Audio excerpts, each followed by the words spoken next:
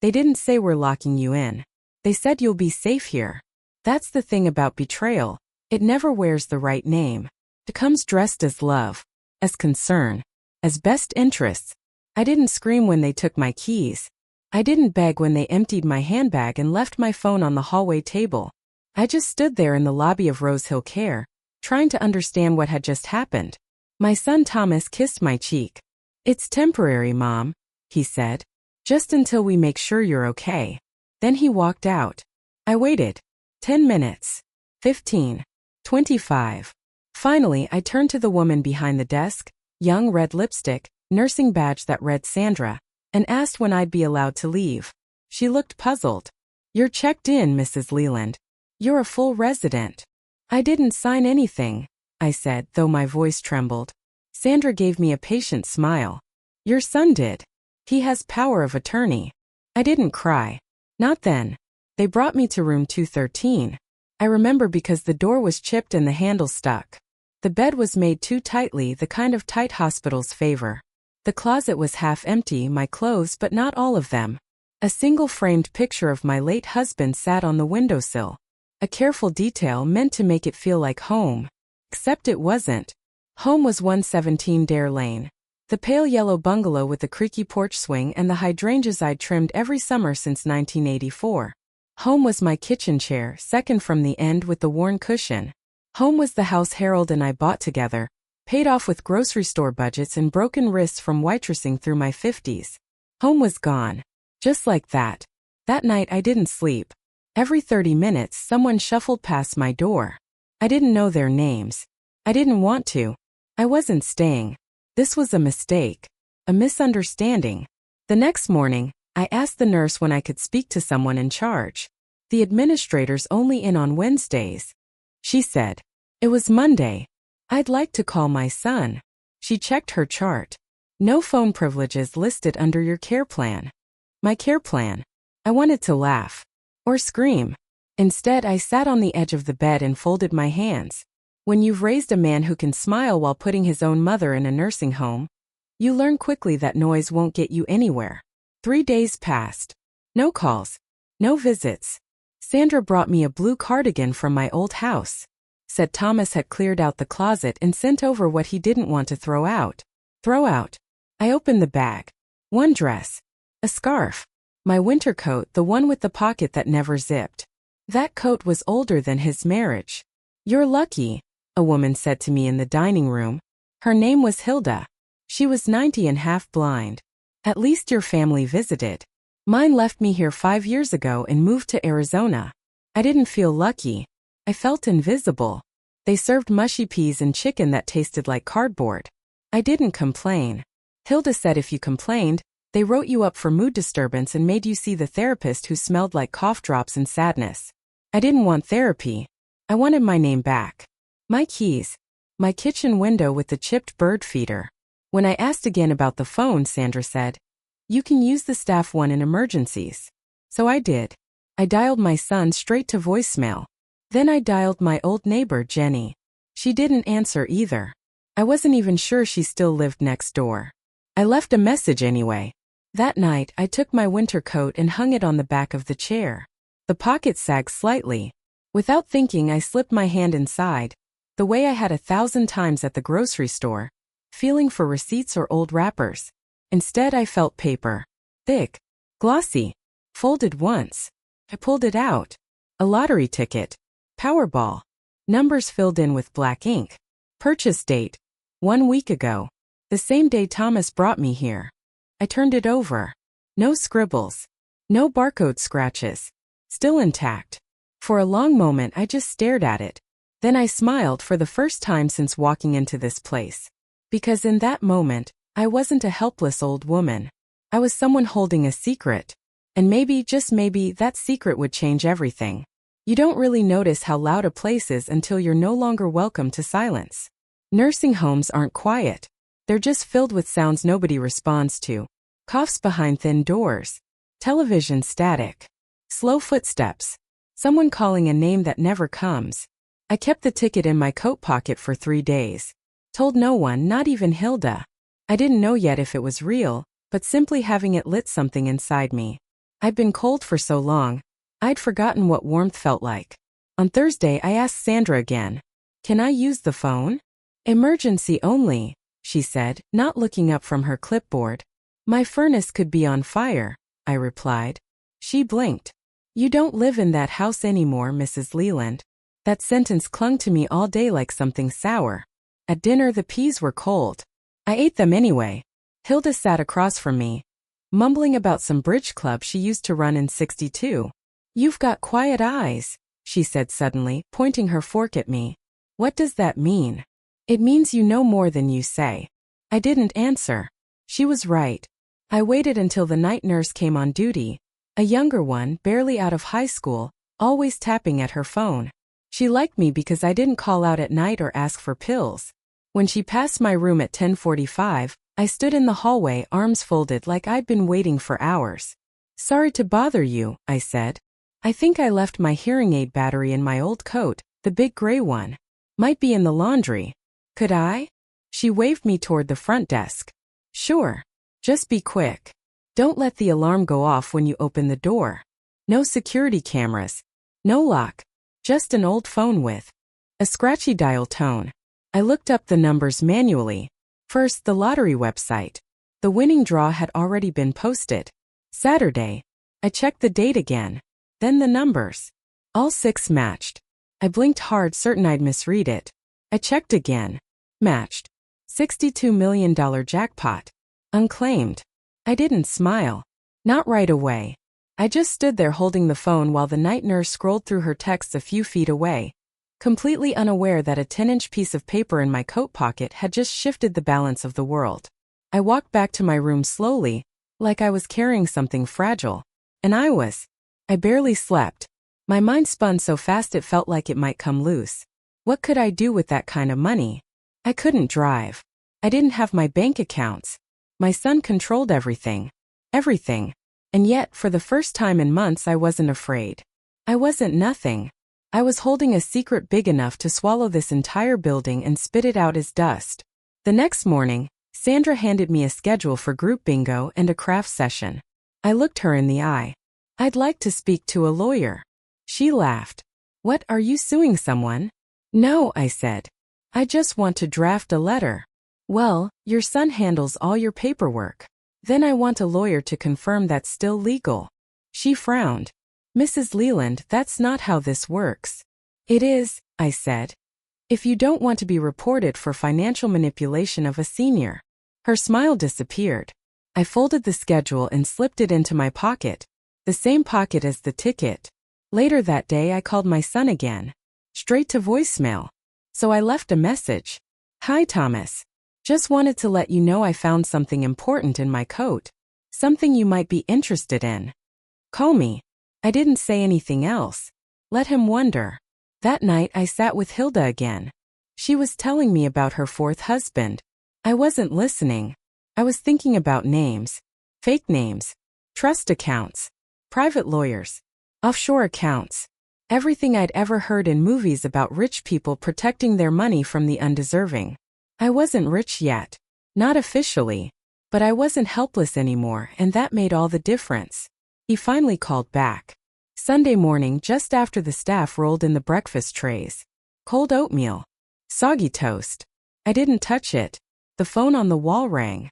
Sandra picked it up, then leaned into the hallway. "Mrs. Leland, it's your son." I walked slowly. Not because I was tired, because I needed those few seconds to bury the fire in my throat. "Hi, Ma," Thomas said when I picked up. His voice was cheery. Too cheery. Like he was performing for an audience.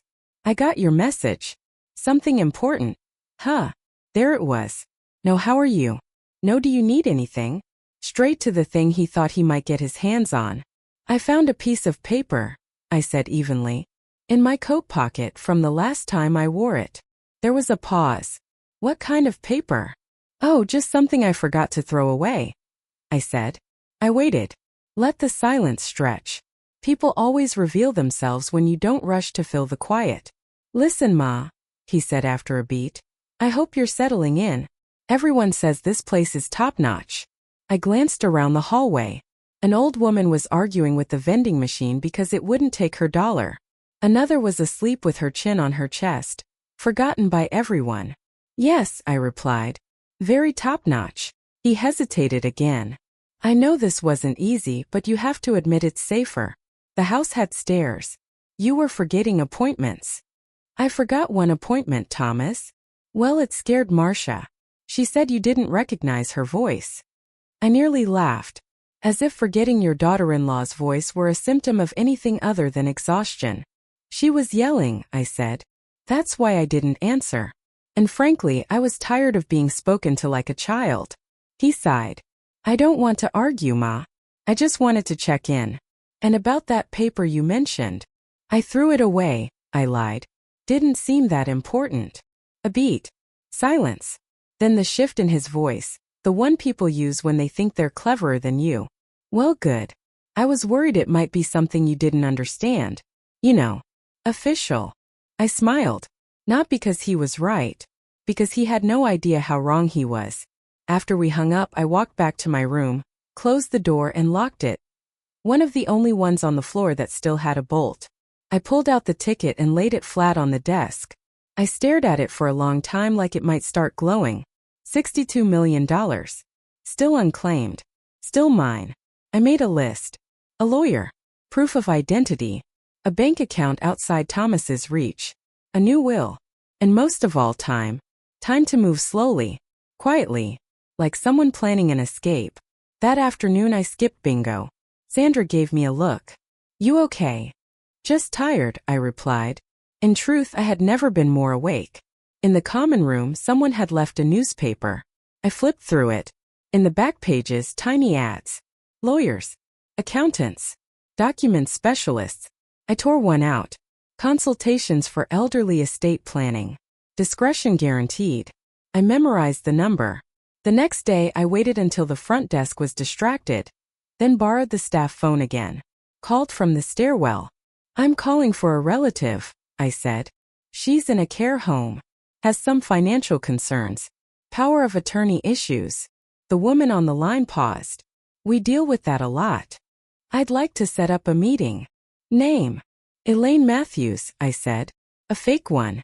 I didn't want anything traceable to Doris Leland yet. Can we do it? Here. She said they could send someone, an associate. Quiet. Discreet. Thursday afternoon. 2:30 p.m. I hung up and pressed the phone to my chest for a moment. It was real. I had a meeting. A start. That night, I sat in the dark and stared out the window. The moon was high. I wondered if Thomas had finished moving things out of my house. If he'd sold my old books. The glass teapot Harold gave me for our 10th anniversary. If Marcia had thrown out my sewing box. If they'd found the photo albums in the bottom drawer of my dresser. They weren't just moving me out of the house. They were erasing me. But not anymore. Because somewhere inside a sealed envelope in my drawer was a winning ticket they didn't know existed. And I had no intention of sharing it with people who treated me like luggage to be stored. No. This time the plan was mine. They say old people shouldn't have secrets. That's exactly why we're so good at keeping them.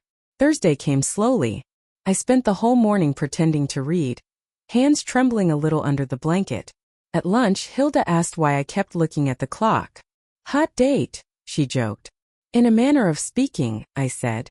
At 2:15 I went to the front lobby, pretending I was waiting for a delivery. The staff didn't ask questions. By now they assumed I was mostly harmless. At 2:29 a dark green sedan pulled up. A man stepped out, mid-40s, neat gray suit, leather briefcase. He didn't look like a salesman. He looked like someone used to telling people they were about to get sued. He walked in and glanced around. Elaine Matthews? I stood. That's me. He didn't blink. Smart. We went to the back garden.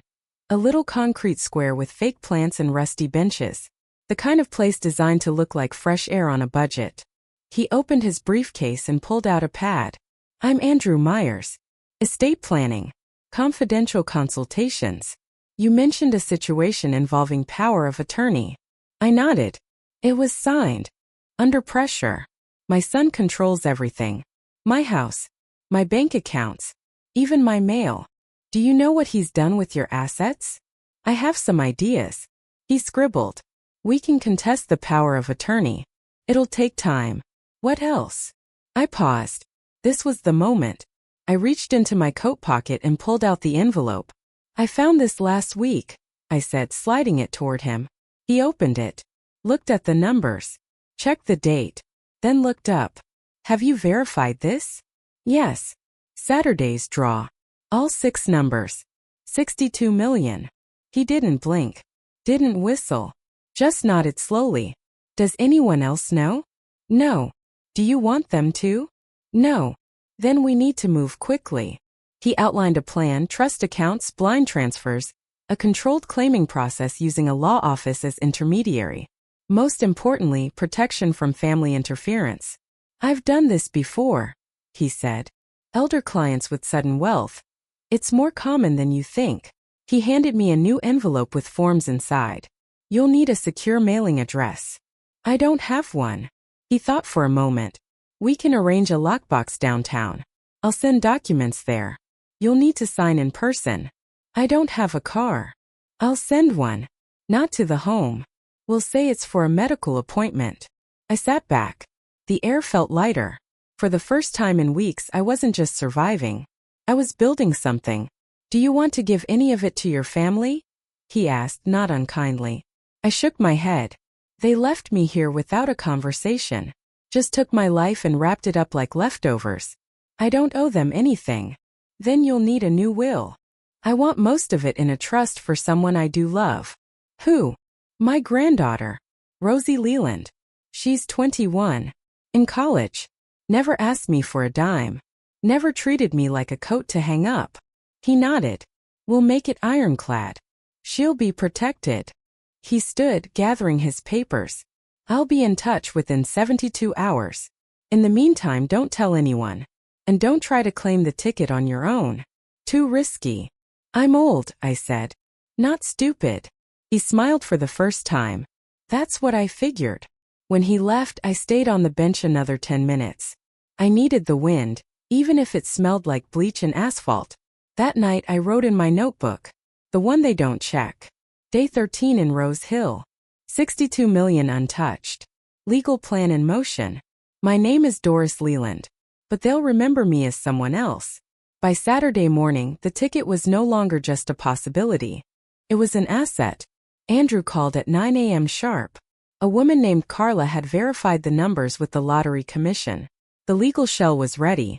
The claim would be filed through a specialized trust. Anonymous, untraceable. The ticket remains your property until the payout is issued, he said. But from the moment the check is cut, everything goes into the trust. You'll be listed as the beneficiary under a legal pseudonym. What name? I asked. Clara Whitmore, he said. We chose something neutral. Clara Whitmore. Not a name that would raise eyebrows. Not a name Thomas or Marcia would ever think to Google. Where's the money going? I asked. For now, into a blind holding account.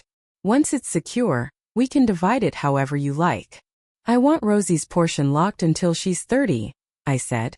But with access for education, housing, emergencies. He paused. I've never seen someone be this clear this fast. I've had a lot of time to think lately, I said.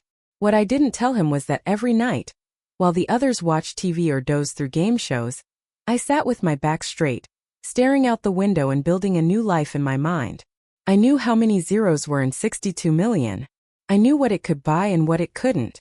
It couldn't buy back the years of being ignored. It couldn't undo the way Marcia made fun of my shoes at Easter, loud enough for Rosie to hear. It couldn't return the birthdays Thomas forgot, or the afternoon he didn't show up to Harold's funeral until everyone else had already gone. But it could buy freedom. And that was enough. Expect the check to arrive within 3 to 5 business days, Andrew said. You won't need to touch it. I'll handle everything. I'll call you Monday with further instructions. After we hung up, I opened my drawer and looked at the envelope again. I didn't need it anymore. But I wasn't throwing it away. It was proof, not of the money, but of what I'd done before the money came. I'd saved myself. That afternoon, I sat with Hilda on the patio. She was watching clouds. Her eyesight was too poor to see them clearly, but she still liked to name their shapes. Look at that one, she said, pointing vaguely north. Looks like a lamb. Or a broken chair. You're not far off, I said. Looks like both. She turned to me, suddenly serious. You're leaving, aren't you? I didn't answer. I can feel it, she said. People like you don't stay in cages. I looked at her. Hilda, who had been stuck in Rose Hill for 5 years. Hilda, who had given away her savings to 3 stepchildren, who now sent her birthday cards with no return address. I reached over and squeezed her hand. If I go, I said, I'll send you something real. Like what? Like a lawyer with a pen. She laughed, a dry little sound. That would be something. That evening Rosie called. I wasn't supposed to get personal calls, but the night nurse, the same one who'd let me use the phone before, had started slipping me a little time after lights out. Grandma, Rosie whispered. Dad says he might sell your car. I nearly dropped the receiver. He what? He said it's just sitting in the driveway collecting dust. That it doesn't make sense to keep paying insurance. That's my car, I said. I know. That's why I'm calling. I didn't want you to find out after. My heart tightened. It was an old sedan. Nothing special. But Harold had picked it out for me. Said it matched my hands, whatever that meant. I'll take care of it, I told her. Don't worry. I just miss you, she said. It feels weird not hearing your voice every day. I miss you too. There was a pause. You sound different. Do I? Stronger, she said. I smiled. I'm getting my legs back under me. After we hung up, I wrote another line in my notebook. Car being sold without consent. One more brick in the wall. Then I tucked the notebook under my pillow and went to sleep. I dreamed of oceans and silence and the keys to my own front door. Let them think I'm powerless. That was the first rule I gave myself after I found out I'd won. Never let them see me as anything but the harmless old woman they think they locked away. Let them underestimate me. Let them forget I ever had a name of my own. Because while they were out there redecorating my life, I was building something much quieter and infinitely more dangerous. It's not hard to become invisible in a place like Rose Hill. You just have to stop reacting. Don't complain when they forget to bring your mail. Don't flinch when someone takes your seat in the dining hall. Don't raise your voice when Sandra gives your lunch tray to the wrong person, again. Just smile. Be agreeable. They stop looking at you. After a while, you become part of the furniture. A coat rack with good posture. And from there you can see everything. I learned more in 3 days of silence than I ever had in 79 years of conversation. Who steals from the supply closet? Who drinks in the laundry room? Who's sleeping with the night janitor? Who forgets to give out meds and lies about it on the chart? But I didn't write any of it down. No point. I wasn't planning to stay long enough to blow whistles. I just needed cover. Time to wait for Andrew's call. Time to let the trust fill. Time to secure the next phase. In the meantime, I studied my enemies. Sandra, the day nurse, had a voice like a knife and a fondness for calling older women sweetie when she was irritated. I caught her snapping at a man named Clyde for ringing his call bell too many times. You don't need help, she said. You need attention. Clyde hadn't spoken to anyone since. Just stared at the wall. The administrator, Mr. Kellerman, had a smile full of teeth and eyes that didn't match. Every Tuesday he came around with a clipboard, asking residents to sign quality surveys nobody ever read. I asked him once what happened to the old library room. Budget cuts, he said. 2 weeks later, I saw his name on the donor list for the new tennis court they were building for the staff. The game here wasn't healing. It was containment. And I was done being contained. That Friday, Thomas finally showed up. I saw his car, my old Camry, in the lot. He'd replaced the bumper sticker that used to say support local libraries with one that read, I'm not arguing. I'm just explaining why I'm right. Fitting. He walked in with that same sideways smile he always used when he wanted something. Hey Ma, he said like we'd spoken yesterday. You look good. I didn't respond. I was in the neighborhood, he added. Thought I'd drop off some things. You're still wearing that coat, huh? It's warm. Yeah, well, I think Marcia boxed up a bunch of your winter stuff. Want me to bring it next time? I shook my head. He glanced around. You getting used to it here? I'm adjusting. That's good. That's real good. He scratched the back of his neck, his nervous tick. You know, he said slowly, I've been thinking. Once the estate stuff clears up, maybe we could get that house listed. Prices are high right now. Could be smart. My house. He shrugged. It's not like you're using it. I built that house with your father.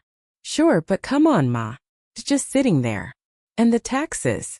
I paid those taxes for 40 years. There was a pause. His face shifted. I saw the real Thomas flicker through, the one who hated being challenged. I'm just trying to be practical, he said. I stood. Thank you for visiting, I said. But I'm tired now. Wait, Ma, don't be like that. I said I'm tired. He stood awkwardly, then leaned in for a hug. I didn't return it. As he turned to leave, I said, "Oh, one more thing." He stopped. I found something in my coat pocket. I watched the color drain from his face. You did. I nodded. A reminder. He tried to smile. That's nice. It is, I said. Very nice. And then I walked away. Not because I was done, but because he had no idea I was only getting started. The lawyer came during visiting hours. Nobody noticed. That's the brilliance of bureaucracy. You can hide anything behind a clipboard and a polite nod, and people will hold the door for you without asking a single question. Andrew wore a navy blazer this time. Less formal. More forgettable. No briefcase. Just a folder tucked under one arm. He signed in as Pastor William Sharp. The receptionist even offered him a cup of coffee. Bless her heart. I was waiting in the TV room pretending to watch an old rerun of Murder, she wrote. Sandra barely glanced up as I left. This will just be a few minutes, I said, loud enough for the chart to catch. We met in the family lounge. Just a spare room with a dusty love seat and fake ferns. I locked the door behind us. Everything's ready, Andrew said without preamble. The check's been issued. Funds are secure. I let out a breath I hadn't realized I was holding. The trust is operational. The account in your alias name is active. We've routed all distributions through legal intermediaries. Your identity is sealed. You're officially Clara Whitmore now, at least on paper. What's the balance after taxes, initial legal fees, and administrative filters? 43.7 million. I didn't flinch. Rosie's portion. He handed me a page. 10 million in a locked trust. The conditions you specified are baked in. She can access a housing stipend, educational costs, health emergencies. Anything outside of that requires trustee approval, which is me, per your request. I nodded. She'll be safe. And you. I'll be safer once I'm out of here. He didn't smile. That's next. I've already started drafting the motion to revoke your son's power of attorney, but until we serve him, we stay quiet. How soon can that happen? He checked his watch. 3 days, maybe 4. Once he's served, we'll begin the challenge. You'll need to be physically present in court. That's where things get delicate. I'm ready. He raised an eyebrow. No hesitation? None. He reached into his folder and pulled out a document. This is your new will. Updated, signed by you, witnessed and notarized by my office. It invalidates any previous documents, including the one your son pressured you into signing 2 years ago. I took the paper, my name, the real one, printed in bold. At the top, I read the first few lines out loud. I, Doris Evelyn Leland, being of sound mind and memory, hereby revoke all previous wills and codicils. I stopped. It was enough. Anything else? I asked. He hesitated. Just one thing. I had my office do a little background check on Thomas and Marcia. I hadn't asked him to, but I wasn't surprised either. They've already listed your house with a private agent. Unofficially. Testing the waters, as they say. Photos were taken last week. Marcia posed as your representative. The listing is set to go live Monday. My stomach turned, not from anger, but from a quiet confirmation. I wasn't crazy. I hadn't misunderstood. They were actively erasing me. They won't get a cent, I said. They won't. Andrew nodded. Because by Monday, the court will have an injunction ready. They won't be able to touch your property or your name. I folded the papers and slipped them into my knitting bag. When we stood, he paused.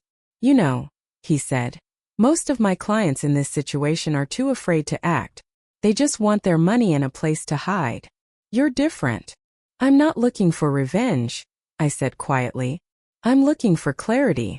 He nodded. And after that? After that I disappear. We shook hands and he left through the garden exit. 10 minutes later, Sandra passed me in the hallway. You're chipper today, she said. Had a nice visit, I replied.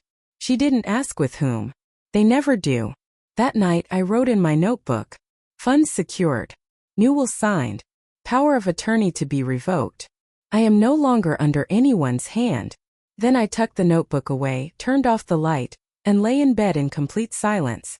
For the first time in years, the quiet didn't feel like loneliness. Felt like control. They put Lillian in room 107 because she didn't complain when the heating failed.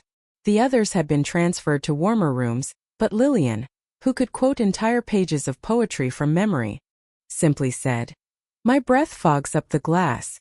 That's enough warmth for me." She was 84, sharp as a razor and dry as salt. A former librarian with a spine straighter than most of the staff. When she spoke, she did it like books had taught her. Clearly, without wasted words. I liked her immediately. She'd been at Rose Hill longer than most. For years, maybe 5. She didn't attend group sessions, didn't do crafts, never signed up for karaoke, even when Sandra begged. They never asked themselves why the old stopped singing. They just keep handing out microphones, she told me once.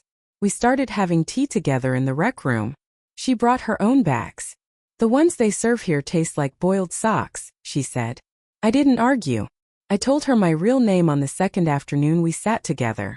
Everyone here calls me Doris, I said. But outside this place my name is Clara Whitmore. She blinked once. Fascinating. I told her about the lawyer, the trust, the ticket. I didn't know why. I'd kept the secret from everyone else, even Rosie. But something about Lillian made me believe she'd carry the weight of it with me. Not for me. When I finished, she didn't ask for details. Instead, she poured more tea. How does it feel? She asked. Like I'm holding a loaded weapon in a room full of people who think I'm harmless. She smiled. Good. Stay that way. From then on, we met every afternoon at 3. I'd bring the crossword. She'd bring her tea. We didn't always talk about the money. Sometimes we talked about her daughter, who hadn't called in 18 months. Sometimes we sat in silence, listening to the radio from the common room next door. One day she said, "You know what they don't understand about us?" What? We've had lives. Real ones. People think we were born old, that we existed just to give birth to them, lend them money, and disappear quietly into padded furniture. But we remember everything. I nodded. She looked at me. So when do you leave? Soon, I said. The legal challenge goes through next week. After that, I disappear. New identity. New place. She tapped her teacup. You'll send me a postcard. I'll send you a lawyer. She grinned. That's better. That Friday, Sandra caught me humming in the hallway. You're in a mood, she said suspiciously. I remembered something nice, I replied. Well, hold on to it. We've got a group inspection coming. Kellerman wants everyone smiley. I'll give them a smile, I said. Right after they fix the heating in room 107. She rolled her eyes. Lillian doesn't mind. She shouldn't have to. I walked away before she could reply. That night, Lillian and I played a secret game. What would you do if they gave you the keys? I asked. I'd move to a town where nobody knows my name, she said. Change my hair by a cat. Live above a bookstore, and never speak unless I felt like it. You always speak when you feel like it. Then I'd finally stop explaining myself. She looked at me. And you? I'd buy a little house near the water, I said. Make tea in the mornings. Eat what I want. Sleep when I want. And I'd never, ever ask for permission again. Lillian raised her teacup. To the day no one asks where you're going. We clinked mugs. That was the last night I saw her. The next morning her door was closed. By lunch, a nurse came in quietly and took her name tag off the door. No announcement. No ceremony. No explanation. Just gone. Like a chapter torn from a book no one finished reading. I asked what happened. Peacefully in her sleep, someone whispered. I sat in the rec room, staring at her empty chair. No one else seemed to notice. Or maybe they did and had learned to keep walking. That night, I wrote only one line in my notebook. Lillian's gone. And now I'm even more certain. I have to get out before they forget I was ever here, too. It read, Dear Mrs. Leland, our firm represents an anonymous client with interest in acquiring several legacy properties in the Green Lake area. Your current residence at 117 Dare Lane was identified as a high-value target due to its historical registration and structural condition. Our client is prepared to offer $1.3 million in cash, pending a clean title and expedited close. This is not a formal contract, but an expression of serious interest. A full inspection will be arranged upon your agreement to discuss further. Respectfully, Riverside Estate Consultants. There was a phone number at the bottom, rerouted through Andrew's office. The bait was simple, delicious. 2 hours later, the phone in my room rang. It was Rosie. Grandma, are you sitting down? I'm always sitting down, I said. She laughed nervously. Okay, so Mom got a letter today. Some real estate company wants to buy your house like urgently. All cash. $1.3 million. I said nothing. Dad's freaking out, she continued. They're trying to figure out who this anonymous client is. He thinks it's someone from the city trying to flip it. Still nothing. You don't seem surprised. I'm not, I said finally. People value things differently when they think they can profit. There was a pause. I heard her draw a breath. Did you do this? I smiled. Let's just say some people need a reminder that not everything is theirs just because they're standing on it. That night Thomas called. He left a message. I played it 3 times. Hey Ma, I know we've had our differences lately and I think it'd be good to talk. Maybe clear the air. I know you're probably upset about the house stuff, but maybe we can figure something out. Call me. Okay. He sounded uncertain. Hesitant. Good. For the first time since Harold died, my son was learning what it felt like to be on the outside of something important. I didn't call back. Instead, I asked the nurse to help me print a letter. Do you have a printer? I asked sweetly. Sure, she said. What do you need? Just a quick personal document. For a birthday. She didn't question it. I typed slowly, deliberately. To whom it may concern. I, Doris Evelyn Leland, am of sound mind and not under duress. I have not authorized the sale of 117 Dare Lane to any party. Any representations made by third parties acting on my behalf are false and subject to legal dispute. All inquiries regarding this property must be directed to my legal representative. Signed. I folded it, placed it in an envelope, and addressed it to the fictional Riverside Estate Consultants. Then I slipped it into my drawer where I kept the real documents, the ones that mattered. This one was just theater. But sometimes theater is the only way to make the audience finally pay attention. The next morning Rosie called again. Dad's losing his mind, she whispered. He keeps saying something doesn't add up. I didn't respond. Grandma. Yes, dear. Are you angry? I thought for a moment. No, I said. I'm awake. They came crawling. It was a Friday afternoon just after lunch, when Sandra appeared at my door with a smile she couldn't quite keep straight. You've got visitors, she said. That tone people use when they're pretending to be happy for you. Thomas and Marcia stood in the hallway like royalty forced to walk through the servants' wing. Thomas wore a blazer, one he never put on unless something needed presenting. Marcia wore heels and a smile so wide I knew she'd practiced it in the car. Mom, he said, stepping forward like we'd spoken yesterday. Look at you. You look great. Do I? Of course you do, Marcia chimed in. So elegant. I love that scarf. It wasn't a scarf. It was the top of an old sweater I'd cut to hide a bleach stain. But sure. Let her perform. They sat across from me in the visitors' lounge. Someone had set out those stale butter cookies no one ever eats. Thomas crossed his legs, cleared his throat.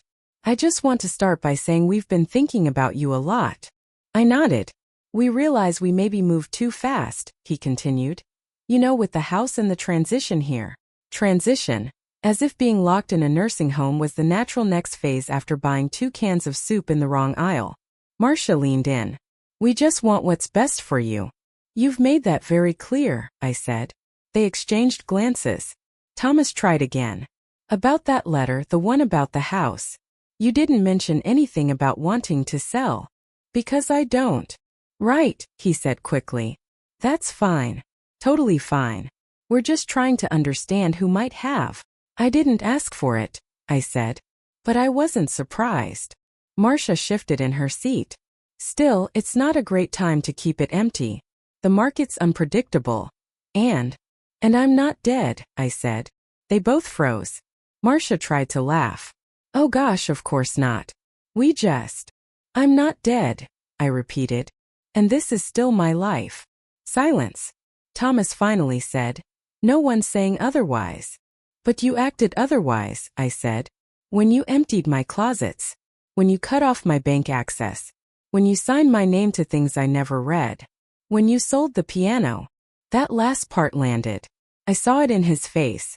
He hadn't expected me to know about the piano. I leaned forward, voice steady. You thought I'd go quietly. You thought I'd be grateful.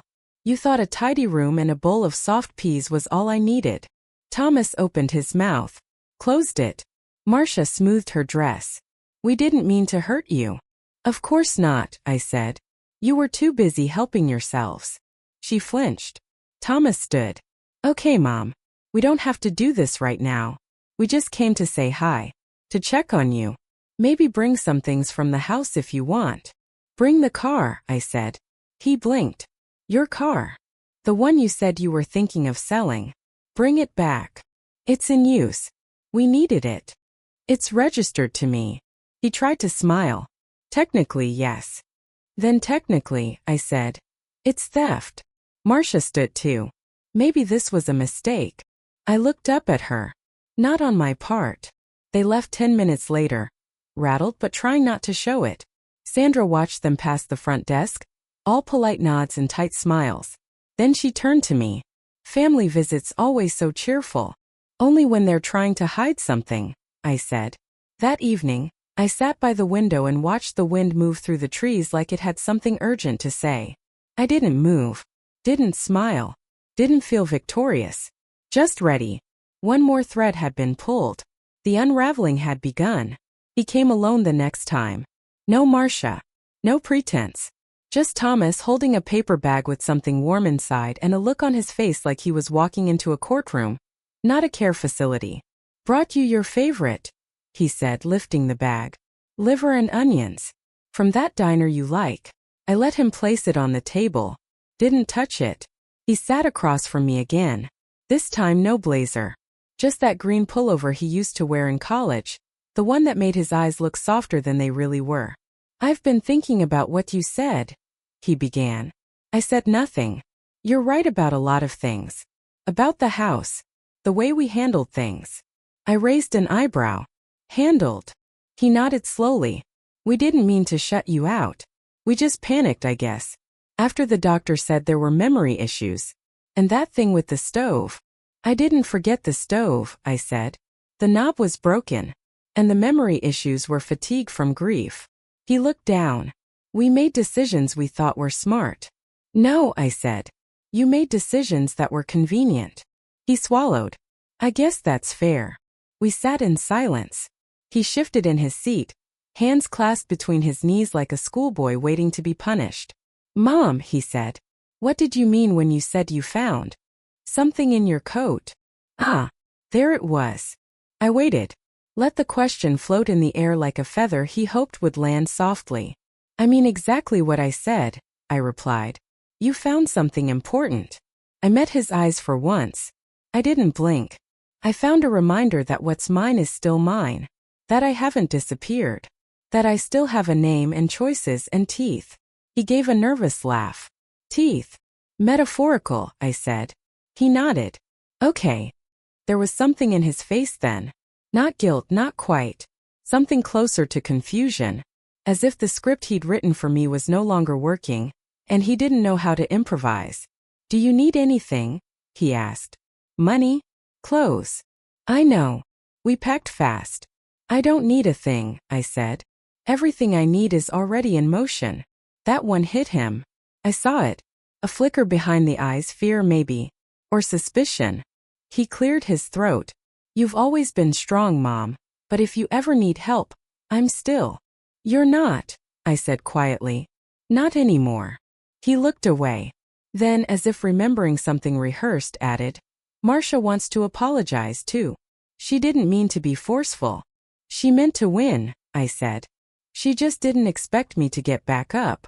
Thomas stood. The bag of liver and onions still sat on the table between us, cooling. I'll leave that here, he said. Give it to Hilda, I replied. She still eats like she believes in miracles. He hesitated. Are we okay? I tilted my head slightly, considered the word. Okay. It's what people say when they want to skip the consequences. No, I said. But we're honest now. That's a start. He nodded. Didn't argue. Just walked to the door.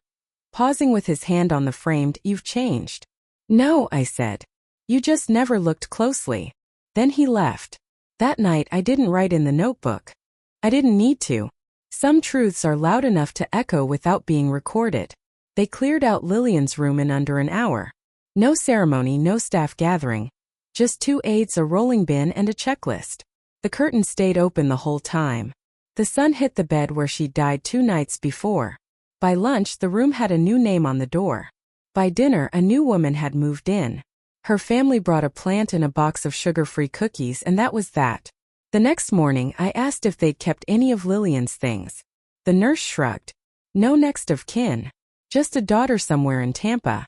Didn't return our call. No memorial. No mention. I waited until after dark and walked down the hall. Her door was open. New shoes under the bed. A new photo frame on the dresser. A man in military uniform smiling beside a woman I didn't recognize. The teacups were gone. The crossword dictionary. The old scarf she wore even when it was warm. Erased. I went back to my room, locked the door, sat on the bed, and let the quiet come. And for the first time in weeks, I let myself grieve. Not just for Lillian, though her absence felt like a sudden gust in a room you thought was sealed, but for all of it. For the friends long buried. For Harold. For the version of me who used to walk into grocery stores without someone's hand on my elbow. I thought about the money, the trust, the plans. And I realized I hadn't once asked myself what I wanted. I'd only thought about what I could fix, what I could reclaim, who I could teach a lesson to. But Lillian never wanted to teach anyone anything. She just wanted peace. Her own room. Her own tea. A name that meant something when she said it out loud. Was that what I wanted? Was I building a future? Or just dressing up the ruins? The next morning I made a list. Things I no longer needed, revenge. The last word. Apologies that would never come. Things I still wanted. A window I could open without permission. My own spoon. My own mug. My own key. Quiet, not the kind that feels like abandonment, but the kind that feels like choice. I canceled the call I'd scheduled with Andrew. Postponed it a week. I needed to sit with these thoughts a little longer. Let them settle into something real. That afternoon, Sandra asked if I wanted to join a new group activity. Painting, she said. Therapeutic. No, I replied. Still not your thing. I'm choosing what is. She gave me a look. Not cruel, just confused.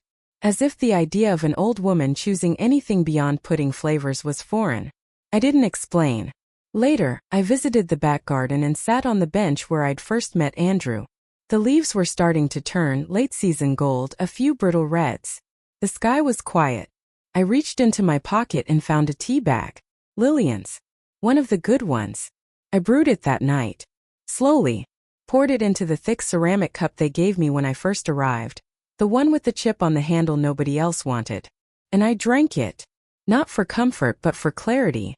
They called from the legal office on Tuesday morning. Mrs. Leland, Carla's calm voice said. The court has set a date for the hearing to revoke your son's power of attorney. Thursday next week. You'll be transported under legal escort. I thanked her and hung up. Then I sat with it. Escort. As if I were a delicate parcel being fed through danger. Maybe I was. Or maybe I was just a woman who finally had something they couldn't take away. Not the money.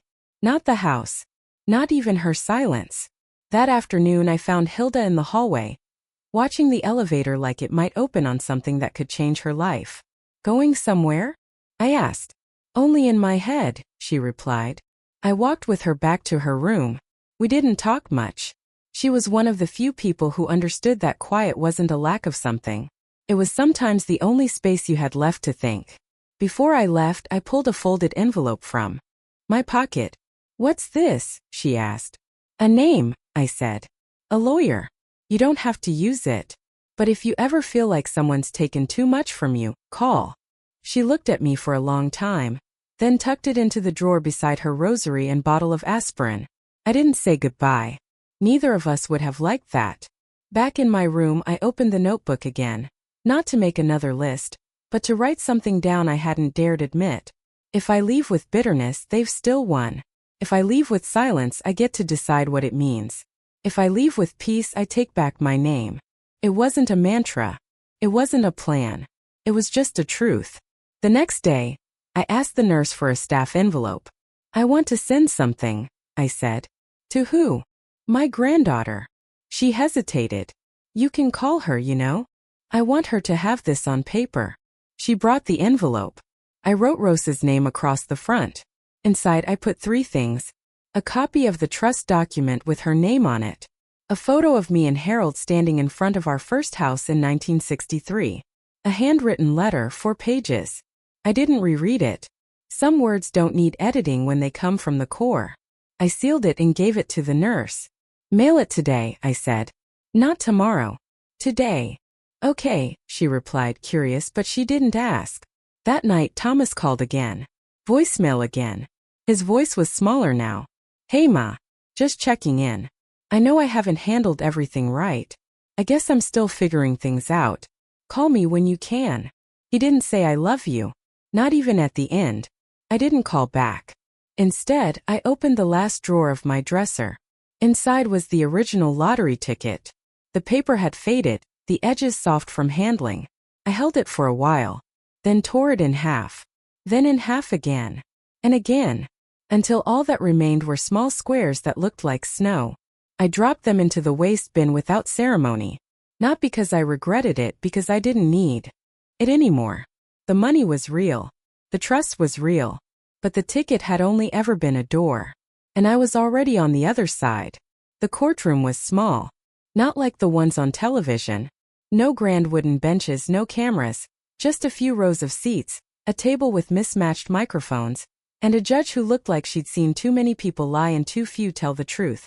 I sat in the front beside Andrew. My hands were steady. My coat was clean. My shoes were the ones Rosie gave me for Christmas 3 years ago. I'd kept them in a shoebox marked for better days.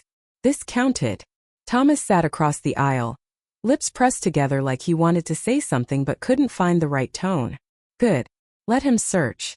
Marcia wasn't there. Probably advised to stay away. Probably smart. Andrew leaned toward me. "Stay quiet unless they address you. You don't need to defend anything. That's my job." I nodded. The hearing wasn't long.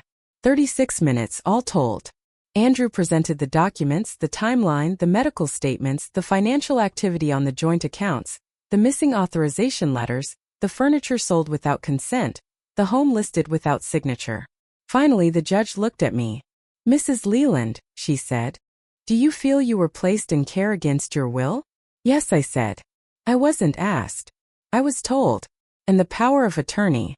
"Did you fully understand what you were signing?" "No," I said, because I signed nothing. The papers were processed without my knowledge. Thomas shifted, opened his mouth. His lawyer placed a hand on his arm. The judge continued. "And do you feel you are mentally and physically capable of managing your own affairs?" "I do." "Do you have evidence to support that claim?" Andrew passed over the file. Inside was a signed statement from a state-licensed psychologist. A full cognitive assessment. No signs of dementia. No signs of diminished capacity. The judge flipped through it slowly. Then she looked at Thomas. "Your client claims he acted in good faith," she said. "But financial good faith includes transparency, which was clearly absent." Thomas said nothing. She turned back to me. "Mrs. Leland, are you requesting full revocation of the existing power of attorney?" "Yes." "And replacement?" "No." There was a pause. "You don't wish to assign it to another family member?" "A third party." "I wish to hold it myself," I said. Another pause. Then she nodded. "Request granted." Just like that. Gavel. Stamped order. A paper slid down the bench toward Andrew. It was done. I didn't cry. I didn't sigh. I just sat still while the weight shifted. Outside, Thomas followed me down the courthouse steps. "Ma, wait." I stopped and turned. He looked thinner in daylight, less sure, less correct. "I didn't mean to hurt you." "But you did." "I thought I was doing the right thing." "No," I said. "You thought you were the only one who could." He opened his mouth, then closed it. "I don't want the money," he said suddenly. "I never did." I smiled. "That's good," I said, "because now you'll never touch it." He blinked. I stepped closer. "Just enough. You treated me like a phase to be managed, a thing to box up. But I raised you. Paid for. Your braces. I stood outside your school concerts. Even when your father couldn't leave work. I taught you how to tie your shoes and how to sign your name." I paused. "And now I'm teaching you how to lose." Then I walked away. I didn't look back. Not once. If you've ever been silenced, ignored, or tucked away like a folded coat, read this to the end. And when you're done, say something, even if it's just to yourself. I left Rose Hill on a Tuesday morning. No one noticed. Andrew had arranged everything. A nurse signed the transfer papers. Temporary leave for independent reassessment of living needs. No questions. No fuss. I packed 2 bags, one with clothes, one with papers. The staff gave me a generic hug. Sandra said, "Don't forget us." "I won't," I said. It wasn't a lie. I just wouldn't remember them the way they expected. The car was waiting outside. Black. Quiet. No logos. I didn't say goodbye to Hilda. I'd already left something under her pillow. A note and signed with the lawyer's number and a line from Lillian. "To the day no one asks where you're going." The drive was long. I didn't speak. The driver didn't ask. I watched the trees change, the roads widen, the landscape shift from strip malls to quiet hills and low water. We pulled into a narrow street with no signs. At the end, a small white cottage with blue shutters. Mine. I walked through the front door and took off my shoes. The floor was cool and clean. It smelled like new wood and sea salt. On the counter, a teapot waited. Andrew had thought of everything. In the living room, 1 chair, 1 lamp, 1 window. It faced the water. No television. Just silence. The kind you choose. That evening, I made tea and wrote the first line in a new notebook. I was never small, just made to feel that way. I didn't write anything else. I didn't need to. That night, I slept without a lock on the door. Without someone checking whether I'd taken my pills. Without Thomas's name on my bank account. Without Marcia's voice in my ears. I slept. In the morning, I woke when I wanted. I made toast with too much butter. I sat in the sun, opened the window, and remembered the sound of my own breath. If this story made you feel something, share it. Leave a comment. Send it to someone who still thinks they have no voice, because someone out there needs to hear what I've finally said. You are not a burden. You are not finished. And no one gets to lock you away and call it love.